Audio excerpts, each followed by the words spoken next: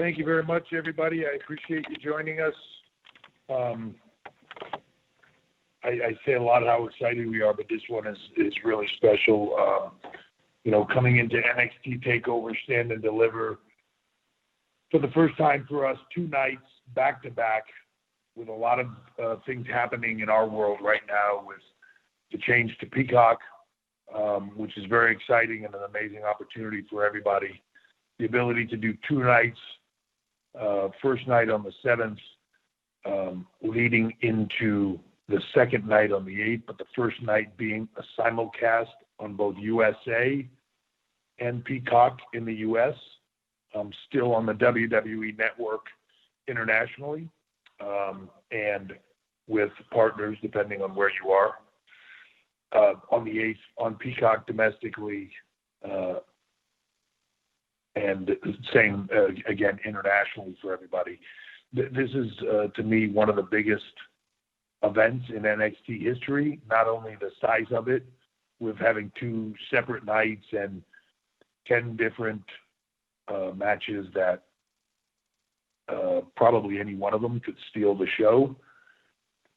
It's very, very exciting to be able to have an event so big that we can have matches like Walter and Ciampa for the NXT UK Championship on night 1, to have Pete Dunne versus Kushida from a technical standpoint, or with the style that they do, almost very much a dream match, straight through to Io Shirai,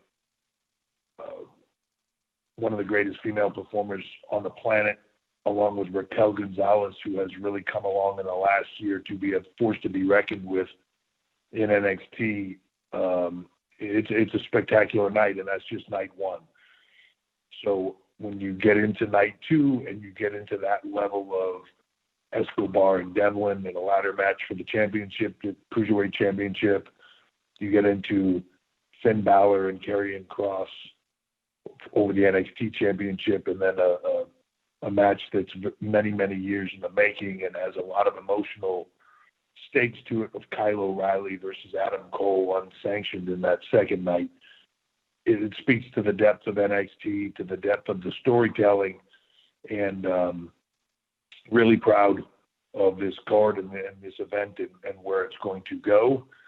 And I think that we have a lot of momentum happening right now, and very excited about the opportunity to switch to Tuesdays with a lead-in from Monday night and have our own night and everything else. So exciting times, and I am going to, with that said, the one thing I want to mention before we open it up to calls is a little bit unique because of the 2-day event. There will be 2 1-hour live pre-shows that will air leading into each night.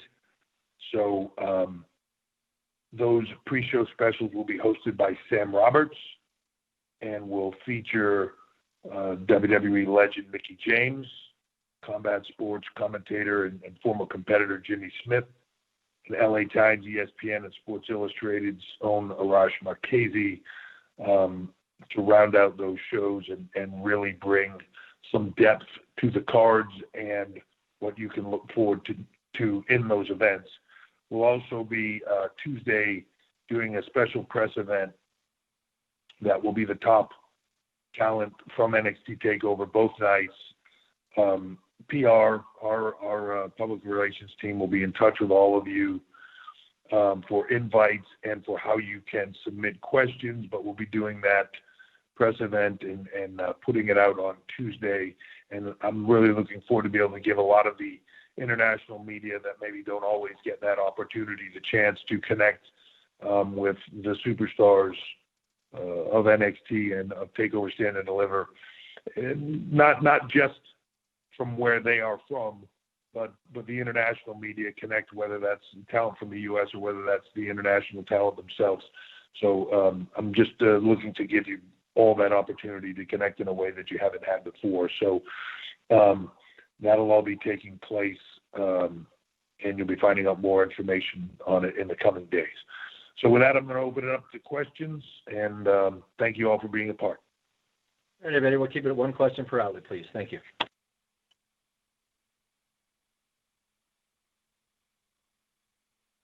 And if you'd like to ask a question, simply press the star key followed by the digit 1 on your telephone keypad. Also, if you're using a speakerphone, please make sure your mute function is off to allow your signal to reach our equipment. Once again, star 1 at this time. We'll pause for a moment.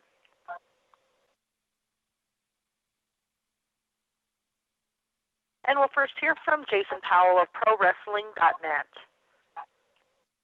Hey, Hello, Paul, Jason. how are you? I'm great. Yourself? Doing great, thank you. So when you guys make the move to Tuesdays, there is actually going to be, as I'm sure you know, a pro wrestling show on broadcast or cable television 5 nights a week.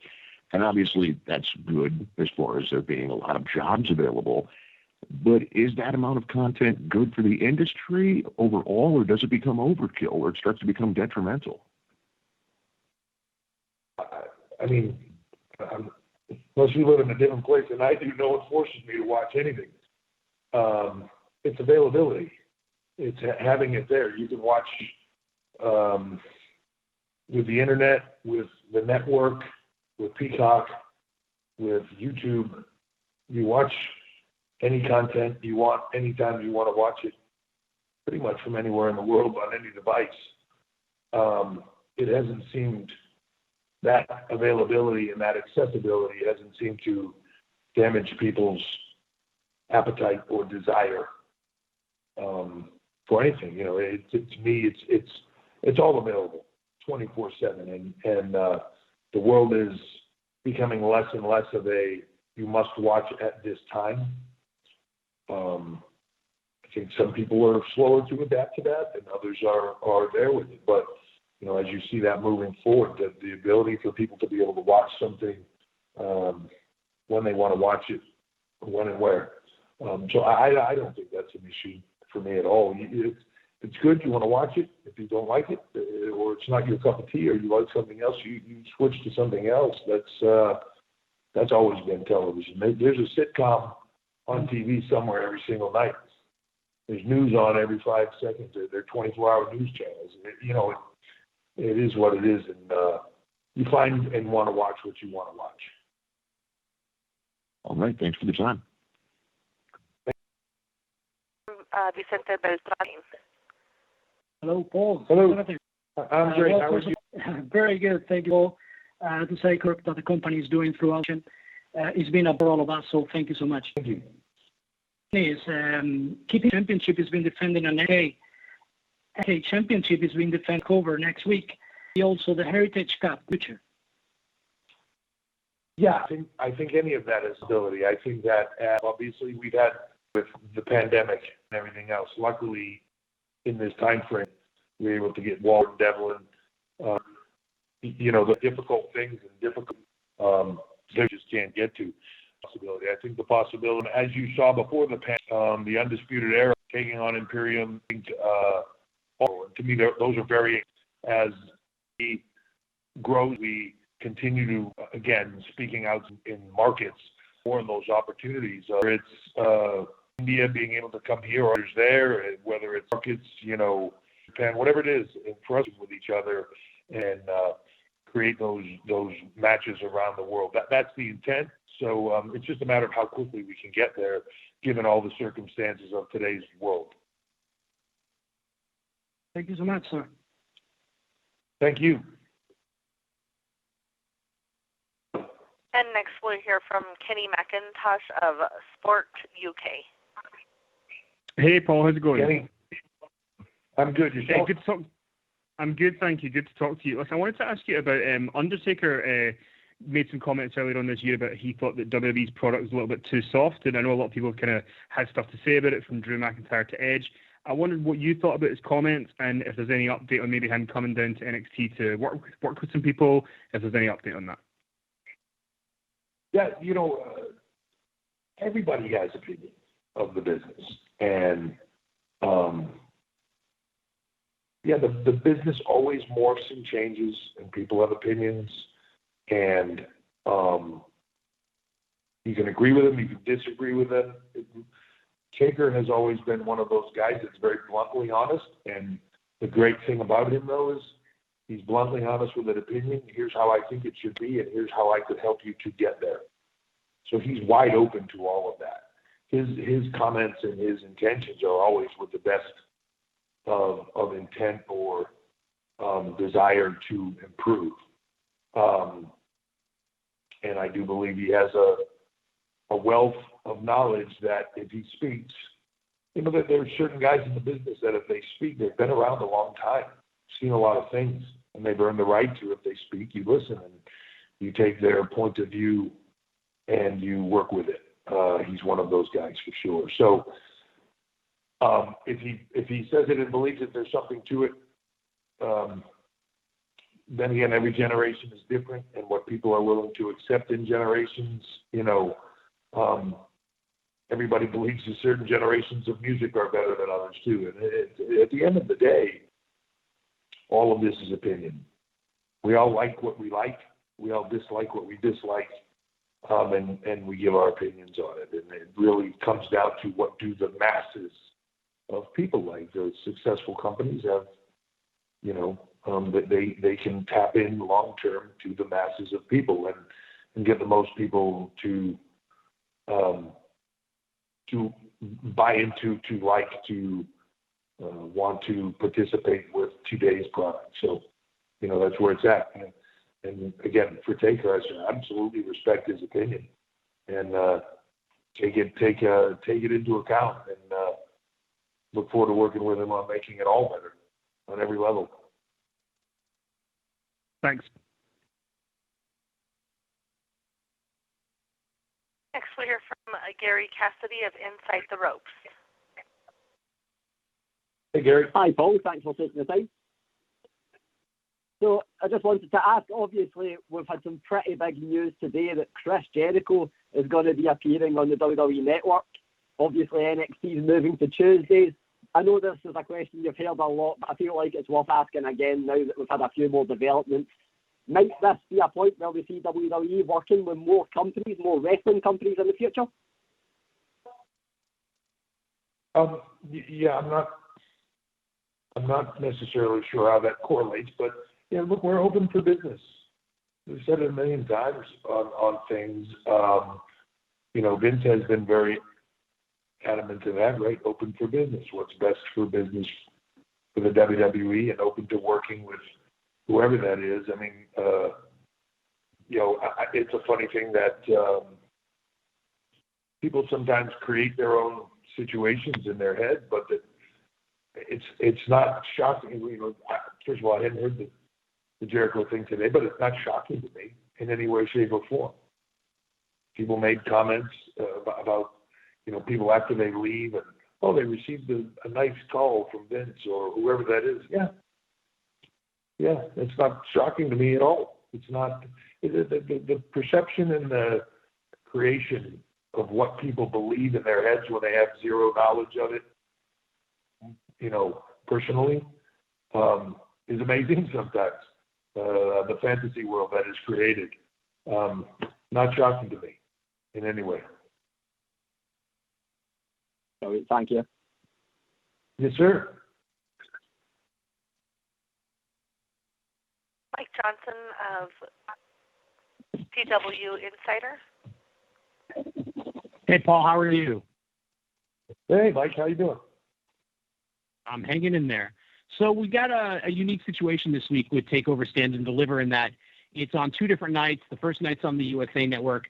I was curious what the differences were in how you strategized and planned out the show based on the show appearing on two different platforms, especially with first night. You're going to have to deal with commercial breaks and things of that nature. So give us an idea of how you and the team approached this show and how you broke it down and what you wanted to put on each night and how you wanted to get across what you'd like to accomplish, given how different this is from any takeover that we've seen dating back to the beginning of the WWE Network. Yeah, it is. There's obviously a lot more to break down, right? 10 matches from 5, and how do you want that to lay out? And in essence, it's almost like two takeovers happening within 2 days of each other. One being on USA, again, with potential commercial breaks. One being on Peacock, and also simulcast at the same point in time on Peacock, where there won't be those breaks. So you have to approach it differently. And then the second night, obviously, exclusively Peacock and the network. So the break situation is totally different. That said, from our standpoint, as far as the layout and the flow of the match, there's a nuance to that. And to me, I feel like almost an artwork to that in a way when you do it right of the flow of the matches and the show and what feels right and, keeps the energy up without wearing everybody out and getting them to a point where they're missing, one of the matches takes place and people are just burnt or whatever. So there's definitely an artwork to that. As far as the commercial standpoint on the Wednesday night goes, it's still a process that we're working through. In some manner, this is a new partnership for us in trying to figure out the split of how we're working USA, Peacock, and a live event is still a work in progress, and modest opinion will probably be a mild work in progress at 7:59 on Wednesday. We'll be figuring out exactly. But as always, the intent is to give the best event possible, and the intent will be in every way possible, whether watching on Peacock or whether watching on USA, to have as minimal disruption and to be able to deliver a product in a way that you can enjoy it without, too much frustration of the business side of it coming into play, that meaning the commercials, All right. Well, I hope you don't have to put out a lot of fires on Wednesday night, and it's a smooth broadcast for you, and thank you for the time. Me too. Thank you very much, Mike. I look forward to talking to you. Thank you, sir. And next we'll hear from Christian Burns of Power Wrestling. Yes, hey, hi, Christian. Paul. How are you? So, as a follow-up on what Mike just said, on a personal level, of course, we have now been in this pandemic for a year. You were a part of the first SmackDown at the Performance Center, and now the two-day takeover and fans returning at a large scale at Mania. So, personally, I guess it's been very challenging and a unique format like you've never had before next week. So, how you approach this special WrestleMania week on a personal level? Yeah, it's if you would have gone back just a few years ago, WWE did an ad that was basically put out there to thank fans, and it was Daniel Bryan coming out on a stage and doing the yes chant with no fans there, and how weird that was, right? And how odd, and we were basically thanking fans for being, the special component of WWE that makes it so great, right? Is our WWE Universe fan base that tunes into everything. It was almost unthinkable that there would be shows without people in them, and then here we are a few years later. I don't know that we could be any more excited than we are to be able to bring fans back into the arena. Unlike any other sport or anything else, everything we do is geared towards the WWE Universe, our fan base, and everything we do is for them. Every nuance that the in-ring performers do, every motion that they make is to get a reaction from those fans that are in attendance and watching around the world. And the ones that are in attendance are the ones that are guiding and driving what you do. I think most of you read an interview or saw an interview with Edge the other day where he said that it's so weird to go into WrestleMania and not really know what to expect reaction-wise. And we used to have that in the past, certain places where you would go where certain towns they would boo a performer, and in other towns that guy couldn't be any more of a babyface. It's just a weird time. But the excitement level of bringing our fans back on any level, and for me personally, it's everything. I'm optimistically, I'm just cautiously, let's just say it this way, I'm cautiously excited about it, and I hope that we can begin to get fans back to everything we do. We can begin to normalize the world for everybody as far as, from what we do from an entertainment standpoint, and do that as safely as possible to be able to, for our performers, our staff, or everybody else, to safely do what we do, to safely have fans be able to come in and watch it and enjoy it and go back to normal life in some manner would be the best thing ever. But you want to be cautiously optimistic about it and make sure that you're doing everything possible to keep everybody safe. Yeah, hopefully this will be an important step in getting back to a normal life. But looking forward to a couple of long nights over here in Germany next week. So thank you. Thank you very much.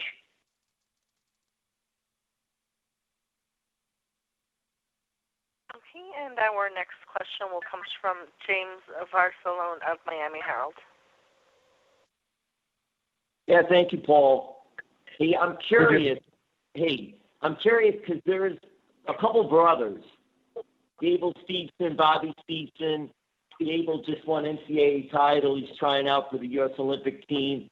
And from what I read, he's in the trials right now, today and tomorrow. Today and tomorrow, yes. By the way, I'm Peacock and NBC Sports. But Paul, what are your thoughts of Gable and also of Bobby, his brother? And do you see this as possibly a Steiner Brothers 2.0? Well, it's funny you mentioned the Steiner brothers. We've also got Bronson Rick Steiner is in the PC now. And when you talk about how big of an athletic prowess on both the Steiner brothers back in the day and the level of stud athletes that they were, the nut didn't fall far from the tree on that one. Bronson's a stud, let me tell you that. He's going to be something special. But as far as the Gable and his brother go, the two incredible athletes. Looking forward to working with both of them if that's what the future brings. They're both great, not only from athletic performance, in-ring standpoint, great human beings, great kids, great people, and you really want to see those people succeed.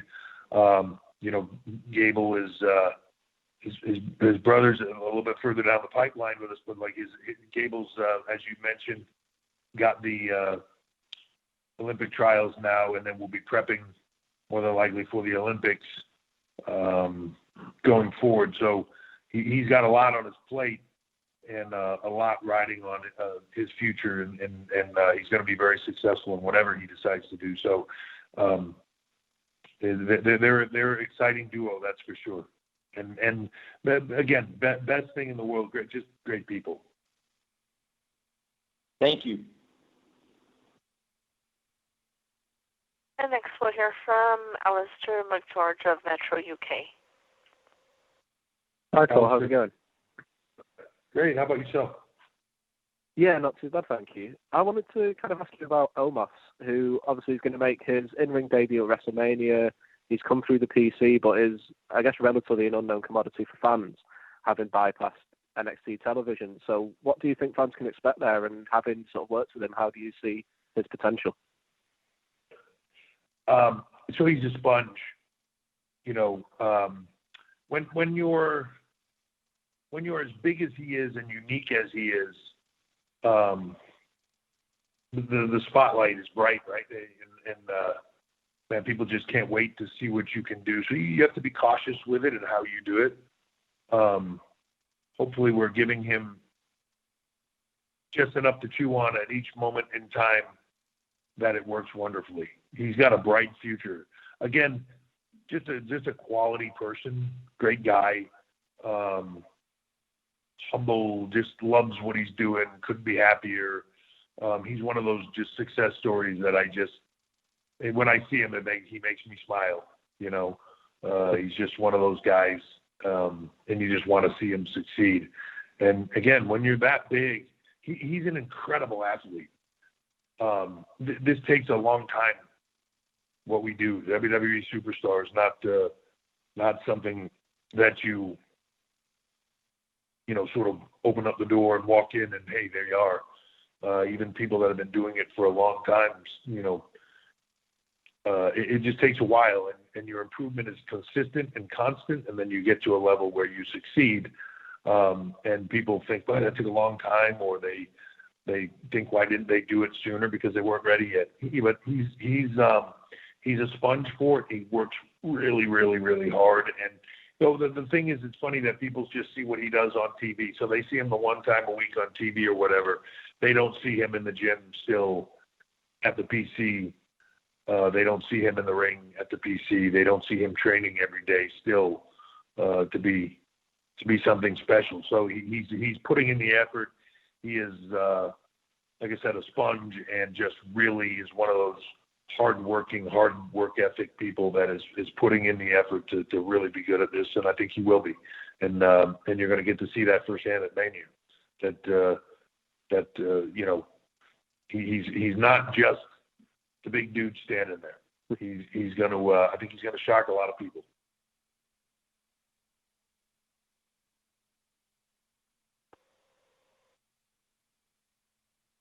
And next we'll hear from Michael Morales-Torres of Lucha Libre Online. Hey, Paul, how are you doing today? Good, Mike. How are you? Everything good here in Puerto Rico. First of all, thank you for your time. Just wanted to ask, we've seen recently in the main roster crossover stars from other industries, like Bad Bunny, for example. We're going to see Logan Paul as well on SmackDown, and highly probable at WrestleMania because he stated on his podcast. So regarding NXT, is adding crossover superstars from other industries a possibility in order to engage a bigger audience? Yeah, I think you saw we did it last year with Pat McAfee. I think you see that there's always opportunities to do, the one-offs or the things here, especially when it's with somebody that really loves what we do and is engaged. To me, when it's like that, when it's Bad Bunny, and I've watched fans sometimes that say, "Oh, I wish these celebrities would stay out," or first time he takes a bump, he's going to run away crying, or something like that. Now, what they don't get is he's been at the Performance Center for the last 3 or 4 months training every day. He moved himself. He wanted to do this. He moved himself to Orlando. He's been there every day, working, hard. So, I would say he's earned my respect on every level. And, I had respect for him for what he does, but he's earned my respect in what we do. It takes a lot to go through what we do. Not everybody wants to do it. Not everybody wants to work hard. They want the moment, but they don't necessarily want to do the work that requires you to get there or put in the effort to live up to the role and to the people that you're going to be working with. He's done all of it. So to me, that's impressive. Pat McAfee's another guy that just next level of athlete, and you saw it in the few times that he worked with us. Scheduling for him is always the issue with us, but you saw it, and Pat's continuing with us, has a lot of things he's going to do with us in the future, and it's a very bright future. But his in-ring stuff, was second to none because he worked so hard at it. And for me, if you have passion for what we do and passion for what we do in the ring, and you're willing to work hard to get there, then great, let's go. And if we can do that in NXT or we can do that in Raw and SmackDown, phenomenal. And having that platform where others can come in and do stuff, you'll definitely see that. You'll definitely see more crossover stuff, both from Raw, from SmackDown, and from NXT. So it's always good when you can do that and engage people from the outside. Perfect. Thank you so much for your time, sir, and good luck on NXT Stand and Deliver. Thank you very much. Alex McCarthy of TalkSport. Hey, Alex. Hi, Paul. How you doing? I'm good, man. How are you? Very good. Thank you. Thank you for the time, man. Really looking forward to next week. I've got a left field question, funnily enough, because we just spoke about Omos, who's tagging with AJ Styles at WrestleMania. AJ Styles told me late last year he was pestering you the same way he did The Undertaker for a WrestleMania match, man. And here we are. It's not happened this year. Did he pester you with those calls? How did you resist? Talk us through it. He did. He pestered with me every time I saw him. Yeah, he would ask me about it and ask me about my schedule. And I it's been funny as we got closer. Man, I've said this before. Getting ready for WrestleMania is a different thing, and the older you get, the harder it gets. Doing this once a year, once every couple of years, especially now, is not an easy task. And you try to stay in the best shape you can, but that's not WrestleMania shape. And it's a different thing. So when he very first came to me, I said, man, AJ, I'm not going to tell you no. To be honest with you personally, I'd love to work with you. And, at this point, you could carry me to something. So, I'd love it. And so the personal side of it, the athlete side of it, the performer side of it would love nothing more. The reality of it is, I am not going to have the bandwidth or the availability schedule-wise to be able to pull that off. And then he would come to me like every week or every other week when I would see him and say, how's that bandwidth coming? You're going to be able to make this happen? And I would say, it's not going to happen. And look, I'm flattered by that, and I really am, and humbled by it. But I wish I had the bandwidth to do it. And I'm not saying I won't do it in the coming year.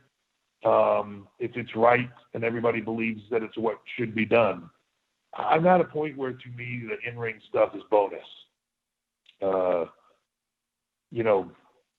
It's funny, Flair calls me all the time to tell me, you got to get back in the ring. You got to go to WrestleMania. You have to have that closure. You have to do this, whatever, retirement match or do all this stuff. And it's there's a part of me that wants to do it, and there's just a part of me, and it's a bigger part right now, that just goes, man, I am so busy 24/7 that to try to even contemplate having to train the way I would want to train and get in shape.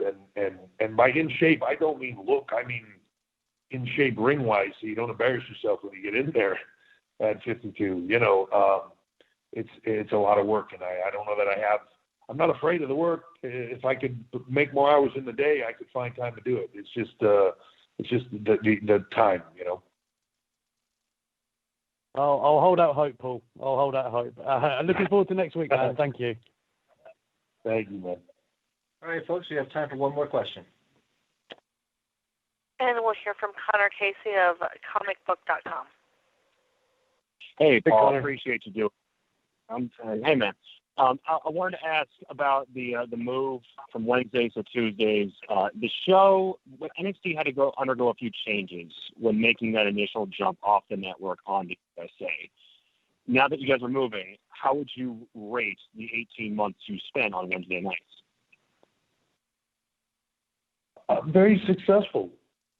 For me, we went from a very small platform of the network with a lot of buzz outside of it to jumping to USA from 1 hour to 2 hours, from pre-tape to live to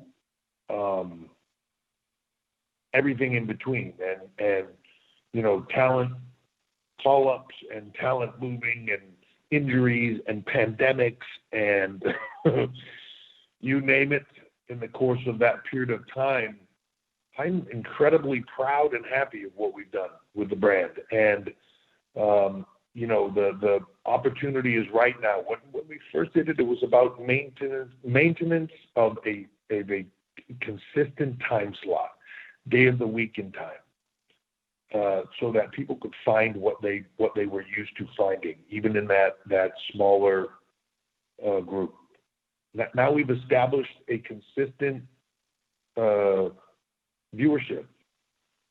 The viewership over the period of time, I think it's in the 850,000 a week. Obviously we just renewed multi-year deal. The network is very happy. The ability to jump to Peacock and have more visibility for our larger tentpole events, our takeovers and things, and be able to to create more interest in the product in that manner. It's all for the right reasons. The Tuesday lead-in from Monday night and the promotion from Monday night to Tuesday is going to be great for us. It's all good. And it is, to be honest, if you would have asked me a year and a half or whatever it was, hey, how would you see this going? I would see it going about what it is now. You know, the ability to establish a fan base and then decide the best place to put it. But establishing that fan base in a consistent time slot was where it was at. So, you know, as far as further changes, you make them every week. It's constantly looking at what you do to try to give fans the best possible shows, not just in that moment, because that is a funny thing. They don't write Game of Thrones and go, how do you give them the greatest episode possible every single week? You have to build to things. You have to build long term. You have to think long term, and that's going to ebb and flow in what the episodes themselves look like. It's all about long term. It really is, and hard for people to garner, but I think we're on the exact path I would like to be on.